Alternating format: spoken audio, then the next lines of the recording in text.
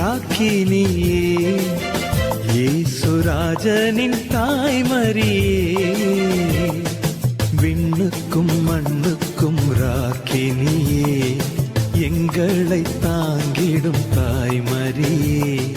பிறந்த நாள் உமக்கு பிறந்த நாள், மலர்ந்த நாள்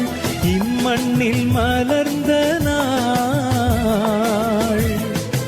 ஒவ்வொரு ஆண்டும் செப்டம்பர் 8ஆம் நாள் தாயின் பிறந்த நாள்,